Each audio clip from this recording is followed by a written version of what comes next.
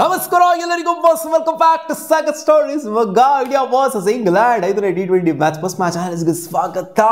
ಏನಿತ್ತು dead rubber match ಗುರು. ಇವತ್ತು ಅನ್ಕೊಂಡಿದೀವಿ ವಾಂಕಡೆ ಅಂತ ಅಂತಿದ್ದಂಗೆ ಈ ಡೆಡ್ ರಬ್ಬರ್ ಮ್ಯಾಚ್ ಅಂತ ಅಂತಿದ್ದಂಗೆ ಇಲ್ಲೇ ಇರೋಂಥ ಪವರ್ ಎನರ್ಜಿ ಎರಡು ಟೀಮ್ ಕೂಡ ಬಂದೇ ಬರುತ್ತೆ. ಹೈ ಸ್ಕೋರಿಂಗ್ ಮ್ಯಾಚ್ನ ಎಕ್ಸ್ಪೆಕ್ಟ್ ಮಾಡ್ಬೋದು ಅನ್ನೋದು ಇತ್ತು. ಆವರೇಜ್ ಫಸ್ಟ್ ಸ್ಕೋರ್ 180+ ಇದೆ ಅಂತ. ಬಟ್ ಯಾರು ಅನ್ಕೊಂಡಿಲ್ಲ ಇಂಡಿಯಾ 240+ ಹೊಡಿತಾರೆ ಅಂತ. 200 ಕ್ಲಾಕ್ ಆಗುತ್ತೆ ಅಂತ ಗೊತ್ತಿತ್ತು, ಬಟ್ ಈ ರೇಂಜಿಗೆ ಹೋಗುತ್ತೆ ಅಂತ ಗೊತ್ತಿಲ್ಲ. ಇವ್ರು ಯಾವ ರೇಂಜಿಗೆ ಆಡ್ತಾ ಇದ್ರು ಅಂತಂದ್ರೆ ಮಗ ಇವತ್ತು ಹಿಸ್ಟಾರಿಕ್ ದಾಖಲೆ ಬರ್ದ್ಬಿಡ್ತಾರ, 300 ಕ್ಲಾಕ್ ಕಿಕ್ ಮಾಡ್ಬಿಡ್ತಾರ ಅಂತ ಅನ್ನಿಸ್ಬಿಟ್ಟಿತ್ತು ಗುರು. ಅಭಿಷೇಕ್ ಶರ್ಮಾ ಬ್ಯಾಟಿಂಗ್ ಆಡ್ತಾ ಇರ್ಬೇಕಾದ್ರೆ, ಅದು ಪೋಬ್ರಲ್ಲಿ ಆಡ್ತಾ ಇರ್ಬೇಕಾದ್ರೆ ಚಿಂದಿ ಉಡಾಯಿಸ್ಬಿಟ್ರು ಗುರು. ಶೇಕ್ ಮಾಡಾಕ್ಬಿಟ್ರು ಇವತ್ತು ಅಭಿಷೇಕ್. ಈ ಕಡೆ ಬ್ಯಾಟಿಂಗಲ್ಲಿ ಮಾತ್ರ ಅಂತಲ್ಲ, ಬೌಲಿಂಗಲ್ಲಿ ಬೇರೆ 2 ವಿಕೆಟ್ ಎತ್ಬಿಟ್ರು. ಇವತ್ತು ಮುಟ್ಟಿದ್ದೆಲ್ಲ ಚಿನ್ನ ಅಭಿಷೇಕ್ ಶರ್ಮನಿಗೆ. 13 ಸಿಕ್ಸು, 7 4, 250 ಸ್ಟ್ರೈಕ್ ರೇಟು, 54 ಬಾಲಲ್ಲಿ 135 ರನ್ನು. 135 ರನ್ಗಳು ಲಿಟಲಿ ಹಾವಳಿ ಕೂಡಿದ್ರು ಅಂತ ಹೇಳಬೇಕು. ಆಸ್ ಎ ಇಂಡಿಯನ್ ಇದೆ ಎಷ್ಟು ಅಂತ ಕಾಣಿಸುತ್ತೆ, 135 ಇಂಡಿಯನ್ ಬ್ಯಾಟ್ರ್ ಯಾರು ಹೊಡೆದಿಲ್ಲ ಅಂತ ಕಾಣಿಸುತ್ತೆ. ಮರ್ತೋಗ್ಬಿಟ್ಟಿದ್ದೀನಿ ನಾನು, ಹಿಂದಿನ ರೆಕಾರ್ಡ್ ಗೊತ್ತಿಲ್ಲ ನನಗೆ. ಒಟ್ಟಲ್ಲಿ ಇಂಡಿಯಾದ 2ನೇ ಆಸ್ ಎ ಇಂಡಿಯನ್ 2ನೇ ಫಾಸ್ಟೆಸ್ಟು ಸೆಂಚುರಿ ಆಗುತ್ತೆ. ಎಲ್ಲರೂ ಎಕ್ಸ್ಪೆಕ್ಟ್ ಮಾಡ್ಕೊಂಡು ಕೂತ್ಕೊಂಡಿದ್ದೆ ಇದು ರೋಹಿತ್ ಶರ್ಮಾ ಅವ್ರ ರೆಕಾರ್ಡ್ ಬ್ರೇಕ್ ಆಗುತ್ತಾ ಅಂತ. ಅವರು ಟ್ರೈ ಮಾಡಿದ್ರು, ಆದಷ್ಟು ಟ್ರೈ ಮಾಡಿದ್ರು, ಬಟ್ ಆಗಲಿಲ್ಲ. 37ನೇ ಬಾಲ್ಗೆ ಬಂದಂಥ ಸೆಂಚುರಿ 35ನೇ ಬಾಲ್ಗೆ ಬಂದುಬಿಟ್ಟಿತ್ತು. ಅಂದರೆ ರೆಕಾರ್ಡ್ನ ಈಕ್ವಲ್ ಮಾಡ್ತಿರೋರು 37ನೇ ಬಾಲ್ಗೆ ಬಂತು. ರೋಹಿತ್ ಶರ್ಮಾ ಅವರ ರೆಕಾರ್ಡ್ ಇನ್ನೂ ಹಂಗೇನೇ ಇದೆ. ಅಟ್ ಸಮ್ ಪಾಯಿಂಟ್ ಯಾವ ಥರ ಇತ್ತು ಅಂದರೆ, ಇಲ್ಲ ರೋಹಿತ್ ಶರ್ಮಾ ಅವರ ರೆಕಾರ್ಡ್ ಏನಿದೆ ಅದ್ರ ಇನ್ನೊಂದು 2 ಬಾಲ್ ಮುಂಚೆನೇ ಮುಗಿಸ್ತಾರೆ. 33 ಬಾಲ್ಗೋ 34 ಬಾಲ್ಗೋ ಆಗ್ಬಿಡ್ತಿತ್ತು ಸೆಂಚುರಿ ಅಂತ ಇತ್ತು. ಬಟ್ ಸ್ವಲ್ಪ ಅಲ್ಲಿ ಹೋಲ್ಡ್ ಮಾಡಿದ್ರು, 1-2 ಸಿಂಗಲ್ನ ತೊಗೊಂಡ್ರು. ಅದರಿಂದನೇ ಸೆಂಚುರಿ ಬಂದಿದ್ದು 37ನೇ ಬಾಲ್ಗೆ. 37 ಬಾಲಿಗೆ ಸೆಂಚುರಿ ಹೊಡಿಬೇಕು ಅಂದರೆ ಸುಮ್ಮನೆ ಮಾತಾಗೋರು. ಟಾಪ್ ನಾಚ್ ಆಟ ಗುರು ಇವತ್ತು ಆಡಿರೋದು ಅಭಿಷೇಕ್ ಶರ್ಮಾ. ಹಾಕೊಂಡು ಗುಮ್ಮಿ 120 ಸಲ ಪರ್ಫಾರ್ಮೆನ್ಸ್ ಹಾಕೊಂಡು ಒಂದು ಎಂಡಲ್ಲಿ ಗುಮ್ತಾ ಇತ್ತು ಅಂತಂದರೆ, ಇನ್ನೊಂದು ಎಂಡಲ್ಲಿ ಯಾರು ಕೂಡ ರೆಕಗ್ನೈಸೇ ಆಗ್ತಿಲ್ಲ ಇಂಡಿಯನ್ ಬ್ಯಾಟರ್ಸ್ಗಳು. ಅಭಿಷೇಕ್ ಶರ್ಮಾ ಅಷ್ಟೇನೆ. ಇವತ್ತು ಟಾಸ್ ಗೆದ್ದವರು ಇವರೇನೆ. ಲಾಸ್ಟ್ ಮ್ಯಾಚ್ ಕೂಡ ಟಾಸ್ ಗೆದ್ದರು, ಮ್ಯಾಚ್ನ ಸೋತರು. ಈ ಮ್ಯಾಚ್ ಕೂಡ ಟಾಸ್ ಗೆದ್ದರು, ಮ್ಯಾಚ್ನ ಸೋತರು. ಇವತ್ತು ಬೌಲಿಂಗ್ ಮಾಡ್ತೀವಮ್ಮ ಅಂತ ಬಂದರು, ಒಂದೇ ಪ್ಯಾಟರ್ನಲ್ಲಿ ಬಂದರು ಇವ್ರನ್ನೂ ಕೂಡ. ಒಟ್ಟಲ್ಲಿ ಈ ಪ್ಯಾಟರ್ನ ನೋಡಿ 5 ಸಲ ಟಾಸ್ನ ಗೆದ್ದಿದ್ದಾರೆ. ನಮ್ಮ ಇಂಡಿಯನ್ ಟೀಮು ಗೆದ್ದಿದ್ದಾರೆ, ಅವ್ರು ಗೆದ್ದಿದ್ದಾರೆ. ಎಲ್ಲರೂ ಕೂಡ ಬೌಲಿಂಗ್ನ ಆಯ್ಕೆ ಮಾಡ್ಕೊಂಡಿರೋದು, ಯಾರು ಕೂಡ ಬ್ಯಾಟಿಂಗ್ನ ಆಯ್ಕೆ ಮಾಡ್ಕೊಂಡಿಲ್ಲ. ಟಾಸ್ ಗೆದ್ಬಿಟ್ಟು ಬ್ಯಾಟಿಂಗ್ ಆಯ್ಕೆ ಮಾಡ್ಕೊಂಡಿತ್ತು ಅಂದರೆ ಡಿಫ್ರೆನ್ಸ್ ಆಗಿರೋದೇನೋ. ಹಾಕೊಂಡು ಮುದ್ರು ಪವರ್ ಪ್ಲೇಲೆ 90+ ರನ್ಸು ಗುರು.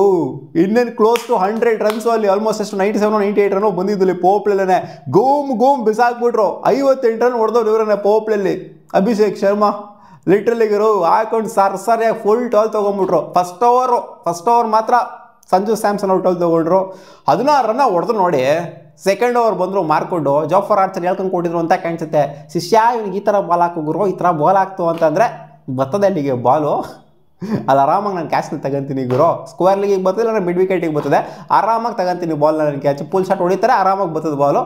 ಹಂಗೆ ಹಾಕು ಗುರು ಅಂತ ಹೇಳಿದ್ರು. ಹಂಗೆ ಹಾಕಿದ್ರು. ಮತ್ತೆ 5ಕ್ಕೆ 5 ಸಲನೂ ಕೂಡ ಈ ಸೀರೀಸಲ್ಲಿ 5ಕ್ಕೆ 5 ಸಲ ಒಂದೇ ಪ್ಯಾಟರ್ನಲ್ಲಿ ಔಟ್ ಆಗಿರುವಂಥ ಒಬ್ಬ ಪ್ಲೇಯರ್ನ ಯಾರು ನೋಡಿದ್ರೆ ನೀವು, ಅದೇ ಸಂಜು ಸ್ಯಾಮ್ಸನ್. 5ಕ್ಕೆ 5 ಫುಲ್ ಶಾಟ್ ಹೊಡೆದಿದ್ದಾರೆ.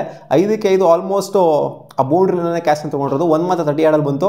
ಇದೆಲ್ಲ 4 ಕೂಡ ಬೌಂಡ್ರಿನಲ್ಲಿ ತೊಗೊಂಡಿರುವಂಥದ್ದು. ಸೊ ಒಂದೇ ಪ್ಯಾಟರ್ನಲ್ಲಿ ಔಟ್ ಆಗ್ತಿದ್ದಾರೆ ಅಂತಾರೆ. ಸಂಜು ಸ್ಯಾಮ್ಸನ್ ಏನು ಗುರು, ಅವರೇ ನಕ್ಕೊಂಡು ಔಟ್ ಹೋಗ್ಬಿಟ್ರು ಲಾಸ್ಟಿಗೆ. ಏನು ಗುರು ಇದು ಹಿಂಗಾಗ್ತೈತೆ ನನಗೆ ಕತೆ ಇದು ಅಂತ. ಅದು ಟೆಂಪ್ಟ್ ಮಾಡ್ತಾವ್ರು ಅವ್ರಿಗೆ. ಇದೇ ಥರ ಬಾಲ್ ಹಾಕ್ತೀವಿ ಹಂಗೆ ಅಲ್ಲಿಗೆ ಹೊಡಿ, ಇದೇ ಥರ ಬಾಲ್ ಹಾಕ್ತೀವಿ ಅಲ್ಲಿಗೆ ಹೊಡಿ ಅಂತ. ಸೊ ಔಟ್ ಆಗ್ತಾ ಇದ್ದಾಗ ಈ ಕಡೆ ತಿಲಕ್ ವರ್ಮಾ ಹೊಡೆದಿದ್ದು 20+. ಅಲ್ಲ ನೋಡಿದ್ರು 115 ರನ್ ಆಲ್ಮೋಸ್ಟ್ ಇವ್ರದ್ದು ಕಾಂಟ್ರಿಬ್ಯೂಷನ್ ಬಂದಿರೋದು, ಪಾರ್ಟ್ನರ್ಶಿಪ್ ಬಂದಿರೋದು. ಅಭಿಷೇಕ್ ಶರ್ಮಾ ಒಂದ್ ಕಡೆ ರುಬ್ತಾ ಇತ್ತು ಅಂತಂದ್ರೆ ತಿಲಕ್ ವರ್ಮಾ ನಿಂತ್ಕೊಂಡು ಆ ಕಡೆ ಈ ಕಡೆ ಎಲ್ಲೋ ತಾಯಿ ಊರು ಬಾಲ್ಗಳು ಎಲ್ಲ ಹೋಗ್ತಾವ್ ಗುರು ಅಂತ ನೋಡ್ತಾ ಇದ್ರು. ಹಂಗೆ ನಿಂತ್ಕೊಂಡು ಒಂದೆಂಟಲ್ಲಿ 20+ ಹೊಡೆದಿದ್ರೆ 115 ರನ್ ಕಾಂಟ್ರಿಬ್ಯೂಷನ್. ನಂಬಕ್ಕೆ ಆಗಿಲ್ಲ. ಹಂಗೆ ರ್ಯಾಪಿಡಾಗಿ ಪಟಾನ ಹೋಗ್ಬಿಡ್ತು. ಏನು ಗುರು ಈ ಪಾರ್ಟಿ ರನ್ನು ಇಷ್ಟು ಬೇಗ ಸ್ಕೋರ್ ಆಗುತ್ತಾ? ಅದೇನಾದ್ರು ODI ಫಾರ್ಮೆಟ್ ಅಲ್ವಾ ಅಥವಾ T20 ಫಾರ್ಮೆಟ್? T20 ತೊಗೊಳ್ಳಿ ನೀವು, ಫಾರ್ ದಟ್ ಮ್ಯಾಟರ್ ಎಕ್ಸಾಂಪಲ್ ತೊಗೊಳ್ಳಿ. 115 ರನ್ನು ಪಟ್ಟನಾಗ ಹೋಗ್ಬಿಡ್ತು ಗುರು, ಗೊತ್ತೇ ಆಗಿಲ್ಲ. ಹಂಗೆ ಬಂದಿದ್ದು ಪಾರ್ಟ್ನರ್ಶಿಪ್ ಇವ್ರದ್ದು. ಸೊ ಆದಮೇಲೆ ತಿಲಕ್ ವರ್ಮಾ ಅವ್ರು ಔಟ್ ಆದರು. ಅವರು ಕೂಡ ಸ್ವಲ್ಪ ಅಗ್ರೆಸಿವ್ ಆಗಿ ಆಡೋಕೆ ಹೋಗಿದ್ರು. ಇಲ್ಲ ಅಭಿಷೇಕ್ ಶರ್ಮಾನೇ ಹೈಲೈಟ್ ಆಗಬೇಕಾ, ನಾನು ಹೈಲೈಟ್ ಆಗಬೇಕು ಅಂತ ಆಡೋದಕ್ಕೆ ಅಂತ ಹೋಗಿದ್ರು. ಹೆಡ್ಜ್ ಹೊಡ್ಕೊಂಡು ಹೋಗ್ತಾ ಇದ್ದಾಗಿನೇ ಈ ಕಡೆಯಿಂದ ಬಂದರು ನೋಡಿ ಶಿವಮ್ ದೂಬೆ ಅವರು. ಲಾಸ್ಟ್ ಮ್ಯಾಚ್ ಎಲ್ಲಿ ಬಿಟ್ಟಿದ್ರು ಅಲ್ಲಿಂದನೇ ತಗೊಂಡ್ರು ನೋಡಿ. ಎಷ್ಟು ಬಂದಿರೋದು ಆಲ್ಮೋಸ್ಟ್ 12 ಬಾಲ್ಸ್ಗೆ ಬಂದಿದ್ದು ಆಲ್ಮೋಸ್ಟ್ 30 ರನ್ಸು. ಸೊ ಅವರು ಫುಲ್ ಟಾಲ್ ತೊಗೊಂಡ್ಬಿಟ್ರು. ಇನ್ನೇನು ಅಗ್ರೆಸಿವ್ ಆಗಿ ಆಡೋಕೆ ಹೋಗ್ಬಿಟ್ಟು ಅವರು ಬೌಂಡ್ರಿನಲ್ಲಿ ಔಟ್ ಆಗಿದ್ದು. ಥರ್ಡ್ ಮ್ಯಾನ್ ಸ್ಕ್ವೇರ್ ಲೆಗ್ ರೀಜನಲ್ಲಿ. ಇನ್ನೇನು ಹಾರ್ದಿಕ್ ಪಾಂಡ್ಯ ಅವರು ಫ್ಲಾಟಾಗಿ ಹೊಡೋದಕ್ಕೆ ಅಂತ ಹೋದರು. ಅವರು ಕೂಡ ಅಗ್ರೆಸಿವ್ ಆಡೋಕ್ಕೆ ಹೋಗ್ಬಿಟ್ಟು ಔಟ್ ಆಗಿ ಅಂತ ತಿಣಕ್ಬಿಟ್ಟೇನು ಔಟ್ ಆಗಿಲ್ಲ. ಸಿಕ್ಕಾಪಟ್ಟೆ ಫ್ಲಾಟ್ ಆಗೋಯ್ತು ಹಾರ್ದಿಕ್ ಪಾಂಡ್ಯ ಅವ್ರದ್ದು. ಬೇರೆಡವ್ರಿಗೆ ಕ್ರೆಡಿಟ್ ಕೊಡಬೇಕು, ಸಖತ್ತಾಗಿ ಬೌಲಿಂಗ್ ಮಾಡಿದರೆ. 38 ರನ್ ಕೊಟ್ಟಿದ್ದಾರೆ, 3 ವಿಕೆಟ್ನ ತೆಗೆದಿದ್ದಾರೆ. ಆ್ಯಂಡ್ ಮಾರ್ಕುಡು ಕೂಡ ಸಖತ್ ಬೌಲಿಂಗ್ ಹಾಕಿದ್ದಾರೆ. ಅವ್ರು ಎಷ್ಟು 32 ರನ್ನ ಕೊಟ್ಟಿದ್ದಾರೆ. ಅಷ್ಟನ್ನೇ ಈ ಕಾಸ್ಟ್ಲಿ ಮ್ಯಾಚಲ್ಲಿ ಅವರು ಈ ರೇಂಜಿಗೆ ಮಾಡಿದ್ದಾರೆ ಅಂತಂದರೆ 40+ ಓಡಿಸ್ಕೊಂಡಂಗೆ ಮಾಡಿದ್ದಾರೆ ಅಂತಂದರೆ ಈ ಇಬ್ಬರು ಬೌಲರ್ಸ್ಗಳಿಗೆ ಖಂಡಿತ ಕ್ರೆಡಿಟ್ ಕೊಡಲೇಬೇಕು. ಆ್ಯಂಡ್ ಆದಿಲ್ ರಶೀದ್ ವಿಕೆಟ್ ಇದ್ದು ಗೊತ್ತಿರೋದೇ ಸಕ್ಕತ್ತಾಗಿ ಆಡ್ದಂಥ 135 ರನ್ ಹೊಡೆದಾದ್ಮೇಲೆ ವಿಕೆಟ್ ಇದ್ದರು ಆದಿಲ್ ರಶೀದ್ ಅವರು. ಇನ್ನೇನು ಎಲ್ಲ ಕತೆ ಎಲ್ಲ ಚಾಪ್ಟರ್ ಗಿಫ್ಟರ್ ಎಲ್ಲ ಮುಗ್ದಿತ್ತು. ರಿಂಕು ಸಿಂಗ್ ಬೇರೆ LBW ಆದರು, ಆಲ್ಮೋಸ್ಟ್ 9 ರನ್ ಹೊಡೆದಿದ್ದಾರೆ. ಹಾರ್ದಿಕ್ ಪಾಂಡ್ಯ ಮತ್ತು ರಿಂಕು ಸಿಂಗ್ ಇಬ್ಬರೂ ಕೂಡ. ಆ್ಯಂಡ್ ಅಕ್ಷರ್ ಪಟೇಲ್ ಬಂದ್ಬಿಟ್ಟು ಲಾಸ್ಟಲ್ಲಿ ರನ್ಔಟ್ ಆಗಿದ್ದು 14 ರನ್ ಹೊಡೆದ್ಬಿಟ್ಟು. ಸೊ ಅದಾದಮೇಲೆ ಇನ್ನೇನು ಇನ್ನಿಂಗ್ಸ್ ಕ್ಲೋಸ್ ಆಯಿತು. 240 ನಾವು ಅಂದ್ಕೊಂಡಿದ್ವಿ ಇದು 300 ಕ್ಲಾಕ್ ಆಗೋಗ್ಬಿಡುತ್ತೆ ಅಂತ. ಅಭಿಷೇಕ್ ಶರ್ಮಾ ಮತ್ತು ತಿಲಕ್ ವರ್ಮಾ ಮಾಡ್ತಿದ್ರಲ್ಲ ಅವಾಗ 300 ಕ್ಲಾಕ್ ಆದರೂ ಆಗ್ಬೋದು ಗುರು ಅಂತ ಅಂದ್ಕೊಂಡಿದ್ವಿ. ಬಟ್ ಅಲ್ಲಿ ಟಕ ಒಂದು ಸ್ವಲ್ಪ ವಿಕೆಟ್ಸ್ಗಳು ಬಿದ್ದು ರ್ಯಾಪಿಡಾಗೆ ಅಲ್ಲೊಂದು ಸ್ವಲ್ಪ ಕನ್ಸಲ್ಟೇಷನ್ ಸ್ಟಾರ್ಟ್ ಆಯಿತು. ಸೊ ಅದರಿಂದನೇ 240 ಕಮ್ಮಿಗೂ ಸ್ಕೋರ್ ಆಗೋರು 240+ ಅಂತ ಅಂದರೆ. ಸೊ ಇದು ಹೆವಿ ಸ್ಕೋರೇ ಗೊತ್ತೇ ತಾನೇ. ಇಷ್ಟೊಂದೆಲ್ಲ ಟಾರ್ಗೆಟ್ ಕೊಟ್ಟರು ಅಂತಂದರೆ ತಿಳುಕ್ತಾರೆ ಆಪೋನೆಂಟ್ಗಳು ಅಂತ. Starting from the very first ಬಾಲಿಂದನೂ ಕೂಡ ಪ್ರೆಷರಲ್ಲೇ ಇರ್ತಾರೆ. 200 ಕೊಟ್ಟರೆ ಪ್ರೆಷರಲ್ಲಿ ಇರ್ತಾರೆ. 240+ ಕೊಟ್ಟರು ಅಂದರೆ starting from the very first ಬಾಲಿಂದ ಪ್ರೆಷರ್ ಅಲ್ವಾ, ಹೊಡಿಬೇಕು ಅನ್ನೋ ಇಂಟೆಂಟಲ್ಲೇ ಔಟ್ ಆಗಿದೆ. ಇನ್ನೇನಲ್ಲಿ ಓವರ್ಗೆ 2 ಬೌಂಡ್ರಿ ಮಿನಿಮಮ್ ಬೇಕೇ ಬೇಕು. ಫಸ್ಟ್ ಓವರಿಂದ ಹಿಡ್ಕೊಂಡಲ್ಲಿ ಹೊಡಿಲೇಬೇಕಾದಂಥ ಪರಿಸ್ಥಿತಿಗೆ ಸಿಲುಕಿ 90+ ರನ್ಸಿಗೆ ಆಲ್ಔಟ್ ಆಗಿತ್ತಲ್ಲ. 150 ರನ್ ಮಾರ್ಜಿನ್ ವಿಕ್ಟ್ರಿ ಇಂಡಿಯಾಗೆ. ಇದು ಸೆಕೆಂಡ್ ಹೈಯೆಸ್ಟ್ ಮಾರ್ಜಿನ್ ವಿಕ್ಟ್ರಿ ಆಗುತ್ತೆ. ಇದನ್ನು ಚೇಸ್ ಮಾಡೋದಕ್ಕೆ ಅಂತ ಬಂದಂಥ ಇಂಗ್ಲೆಂಡ್ ಟೀಮು ಸ್ಟಾರ್ಟಿಂಗಲ್ಲೇ ಟಕ ನಾವು ಒಂದೊಂದೇ ವಿಕೆಟು ಪಲ್ಟಿ ಹೊಡ್ಕೊಂಡು ಹೊರಟೋಗ್ಬಿಟ್ವಲ್ಲ ಆಗಿರೋ. ಶಮ್ಮಿ ಮೊದಲನೇ ವಿಕೆಟ್ ಎತ್ಬಿಟ್ರು ಹಂಗೆ ಬೆಂಡಾಕೆಟ್ ಯೂಶ್ವಲಿ ಪೋಪ್ಲಲ್ಲಿ ಅಕ್ಸಿಲರೇಟ್ ಮಾಡ್ತಾರೆ. ಅದನ್ನು ತೋರಿಸಿದ್ರೆ ಪಟ ಅಂತ ಹೊಡಿತಾರೆ. ಅಭಿಷೇಕ್ ಶರ್ಮಾ ಅದನ್ನೇ ಅಟ್ಯಾಕ್ ಮಾಡ್ತಾರೆ ಪೋಪ್ಲಲ್ಲಿ. ಸೊ ಅವ್ರ ವಿಕೆಟ್ನ ಬೇಗ ಎತ್ತುತ್ತಾ ಇದ್ದಂಗೆ ಈ ಕಡೆ ಫಿಲ್ ಸಾಲ್ಟು ಇಷ್ಟು ದಿನ ಆಡಿಲ್ಲದೆ ಇದ್ದಂಥವ್ರು RCB ಫ್ಯಾನ್ಸಿಗೆ ಒಂದು ಸ್ವಲ್ಪ ಲೈಟಾಗಿ ಒಂದು ಸ್ವಲ್ಪ ಖುಷಿಯಾಗಿರುತ್ತೆ.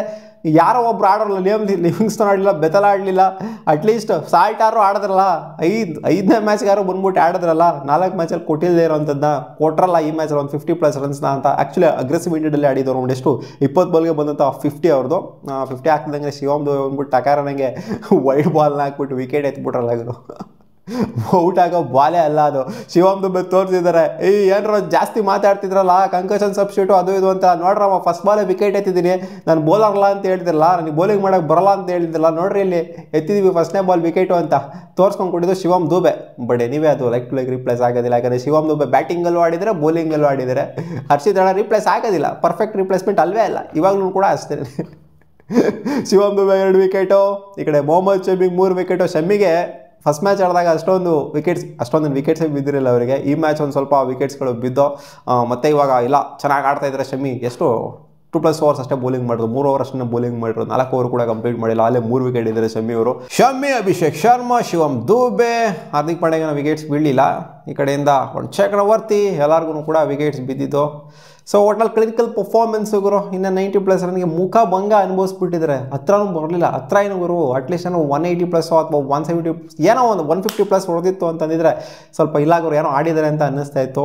ಈ ರೇಂಜಿಗೆ ಅಜೀಬ್ ಆಗ್ತಾರೆ ಅಂತ ಇಂಗ್ಲೆಂಡ್ ಅವರು 150 ರನ್ ಮಾರ್ಜಿನ್ ವಿಕ್ಟ್ರಿ ಅಂತಂದರೆ ಇಂಗ್ಲೆಂಡ್ ಟೀಮು ಯಾವುದೋ ಅಸೋಸಿಯೇಟ್ ನೇಷನ್ ಥರ ಸೋತಿದೆ ಅಂತಂದರೆ ನಂಬೋದಕ್ಕೇನೆ ಆಗಲ್ಲ. ಇನ್ನೇನು ಬಂದವರೆಲ್ಲ ಹೊಡೆಯೋಕೆ ಹೋಗಿ ಲಿಯಾಮ್ ಲಿವಿಂಗ್ಸ್ಟನ್ ಆಗಿರಲಿ, ಜಾಕೋಬ್ ಬೆಥೆಲ್ ಆಗಿರಲಿ, ಬಾಡಮಲ್ಲಿ, ಇನ್ನು top of the order Jos Buttler ಆಗಿರಲಿ, ಹಾಗೆ ಬ್ರೂಕ್ ಆಗಿರಲಿ, ಎಲ್ಲರೂ ಆಲ್ಮೋಸ್ಟ್ ಎಲ್ಲ ಬೌಂಡ್ರಿನಲ್ಲಿ ಕ್ಯಾಚ್ ಕೊಟ್ಟು ಔಟ್ ಆಗಿರೋದ್ರೇ ಎಲ್ಲ ಹೊಡೆಯೋಕೆ ಹೋಗ್ಬಿಟ್ಟಿನೇ ಔಟ್ ಆಗಿರೋದು. ಇನ್ನೇನು ಮಾಡ್ತಾರೆ, ಹೊಡಿಲೇಬೇಕಾದಂಥ ಅನಿವಾರ್ಯತೆ ಇತ್ತು, ಇಂಟೆಂಟ್ ಇರಲೇಬೇಕಾಗಿದೆ. ಟುಕು ಆಡೋಕ್ಕಾಗುತ್ತೆ ಆ ಟೈಮಲ್ಲಿ. ಎಲ್ಲ 6 ಹೊಡೆಯೋಕ್ಕೋ 4 ಹೊಡೆಯೋಕ್ಕೋ ಹೋಗ್ಬಿಟ್ಟು ಕ್ಯಾಚ್ ಕೊಟ್ಟು ಎಷ್ಟಾಗೆ ಹೋಗಿದ್ದಾರೆ. ಇವತ್ತು ಏನು ಸ್ಪೆಷಲಾಗಿ ಹೇಳಬೇಕಾಗಿಲ್ಲ. ಇವ್ರು ಬ್ಯಾಟಿಂಗ್ ಪರ್ಫಾರ್ಮೆನ್ಸ್ ಡಬ್ಬಾ ಥರ ಆಡಿದ್ರು. ಫಿಲ್ ಸಾಲ್ಟ್ ಒಬ್ಬರನ್ನ ಬಿಡ್ತು ಅಂದರೆ ಇನ್ನು ಯಾರು ಹೇಳ್ಕೊಳ್ಳೋಂಥ ಪರ್ಫಾರ್ಮೆನ್ಸ್ ಏನೋ ಕೊಟ್ಟಿಲ್ಲ. ಫಿಲ್ ಸಾಲ್ಟ್ ಒಬ್ಬರು ಅಷ್ಟೇ ಒಂದು 50 ಹೊಡೆದಿದ್ದು. ಅದೇ ಫಿಲ್ ಸಾಲ್ಟ್ ಜೊತೆಗೆ ಯಾರೋ ಒಂದು ಕಡಕ್ಕಾಗಿ ಕಚ್ಕೊಂಡಿತ್ತು ಅಂದಿದ್ರೆ, ಫಿಲ್ ಸಾಲ್ಟ್ ಏನಾರು ತೊಗೊಂಡು ಹೋಗಿತ್ತು ಅಂತಂದಿದ್ರೆ ಅವಾಗ ಸ್ವಲ್ಪ ಕ್ಲೋಸ್ಗೆ ಹೋಗಿರೋರನ್ನ ಬಿಡಿ, ಏನೂ ಆಗಿಲ್ಲ, ಏನೂ ಪ್ರಯೋಜನ ಇಲ್ಲ. ಇಂಗ್ಲೆಂಡ್ ಬ್ಯಾಟಿಂಗು ಸಿಕ್ಕಾಪಟ್ಟೆ ಸೀರಿಯಸ್ ಆಗಿ ಯೋಚನೆ ಮಾಡಬೇಕು. ಇಂಗ್ಲೆಂಡ್ ಅವರು ಇವಾಗ 4 ಮ್ಯಾಚ್ನ ಸೋತಿದ್ದಾರೆ, 4-1 ಆಗಿದೆ ಸೀರೀಸ್. ಇವಾಗ ಇನ್ಫ್ಯಾಕ್ಟ್ 5-1 ಆಗಬೇಕು, 5-0 ಆಗಬೇಕಾಗಿತ್ತು ಸೀರೀಸ್ ಇದು. ನಾವು ಮಾಡಿದಂಥ ಒಂದು ಸ್ವಲ್ಪ ಮಿಸ್ಟೇಕ್ಗಳಿಂದ, ನಾವು ಬ್ಯಾಟಿಂಗಲ್ಲಿ ಮಾಡಿದಂಥ ಸ್ವಲ್ಪ ಮಿಸ್ಟೇಕ್ಗಳಿಂದ, ಆರ್ಡರ್ಲಿ ಮಾಡಿದಂಥ ಮಿಸ್ಟೇಕ್ಗಳಿಂದ ನಾವು ಆ ಮ್ಯಾಚ್ನ ಗೆಲ್ಲಕ್ಕಾಗಿಲ್ಲ ಅಷ್ಟೇ. ಇಲ್ಲ ಅಂತಂದರೆ 5-0 ಆಗಿರೋದು, ವೈಟ್ ವಾಶ್ ಆಗಿರೋದು ಈ ಸೀರೀಸು.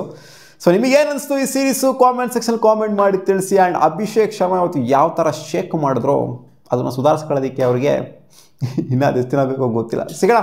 ವಾ.